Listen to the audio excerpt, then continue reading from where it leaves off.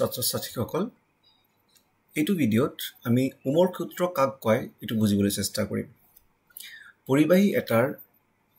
দুটা মূৰৰ ভিতৰত বিভৱভেদ প্ৰবাহিত বিদ্যুৎ প্ৰবাহৰ সৈতে প্ৰত্যক্ষভাৱে সমানুপাতিক ইয়াৰ অৰ্থটো হ'ল যে যদি আমি এডাল তাৰডালৰ বা বৈদ্যুতিক তাৰডালৰ দুয়ো মূৰত বিভৱভেদ সৃষ্টি কৰোঁ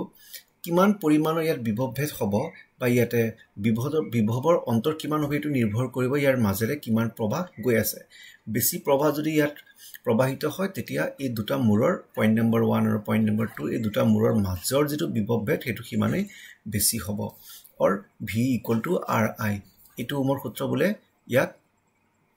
R এটা ধ্ৰুৱক যাক পৰিবাহীৰ ৰোধ বুলি কোৱা হয় ইয়াৰ SI একক হ'ব ওম পৰিবাহীৰ ৰোধ কোনো বস্তুৰ ভৌতিক ধৰ্ম নহয় বৰঞ্চ এটা আকাৰ আৰু আকৃতিৰ ওপৰত তাৰ মানে এটা জ্যামিতিক ধৰ্ম হয় এটো যেটো পদাৰ্থ আছে পদাৰ্থৰ ওপৰত নিৰ্ভৰ নকৰে পৰিবাহী এটা ৰোধ কিছুমান কাৰকৰ ওপৰত নিৰ্ভৰ কৰে প্ৰথমতে তাৰডালৰ দৈৰ্ঘ্য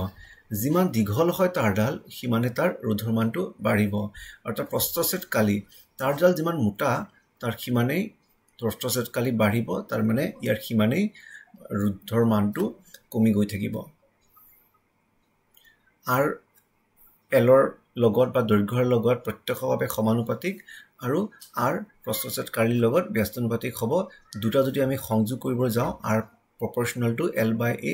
এই যেটো proportional symbol সমানুপাতিক চিনটো এটো আমি বাদ দি দিও এটা ইকুৱেল চিন দিব লাগিব আৰু ইয়াত এটা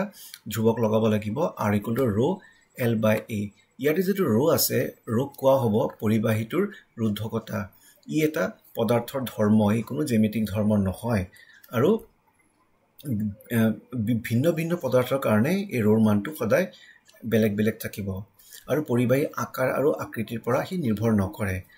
ওমৰ SI একক হ'ব ওম মিটাৰ